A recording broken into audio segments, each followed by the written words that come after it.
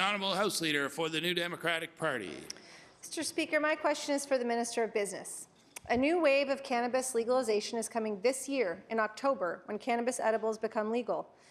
The edibles market represents a new range of opportunities and risks which the government must plan for.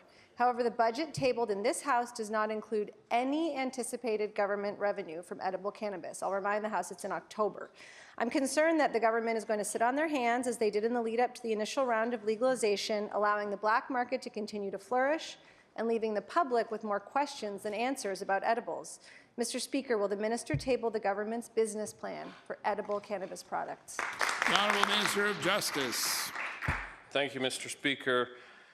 We continue with our discussions around edible cannabis. The points that my colleague brings out are valid points, valid questions. That is part of the work that we're doing now, and when we've made our final decisions and able to share that, we'll certainly communicate that publicly. The Honourable House Leader for the New Democratic Party. Mr. Speaker, with respect, this is a business question. There are justice implications, but this is about how the government runs its business. Since 2016, the government has known that cannabis legalization was going to be a reality, and the government decided that this was going to be their business. But as we have seen over the past year, they didn't do the work to prepare the province for the opportunities or the risks of legalization. Limited retail locations and limited supply have allowed the black market to flourish.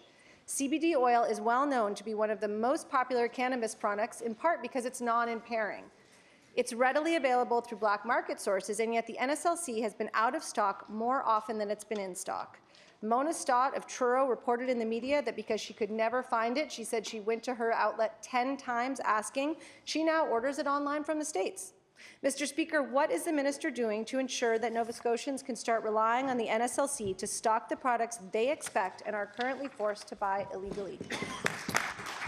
Just want to remind the Honourable House Leader for the New Democratic Party, it's the prerogative of the government to determine who answers the question. Thank you for pointing that out. The Honourable Minister of Justice. Thank you, Mr. Speaker, and I don't dismiss the points and questions that my colleague is asking. This is a discussion that is holistic across government, Mr. Speaker, and takes in multiple departments. I am the lead, Mr. Speaker, and with respect would respond to any of the questions that my colleague would present. Specific to supply, Mr. Speaker, supply is, as we know, a federal issue. Every province and territory is challenged by the producers to provide the level of product that they had committed to. We continue to work, Mr. Speaker, with all those stakeholders to ensure that as this market moves forward, there will be the appropriate supply available.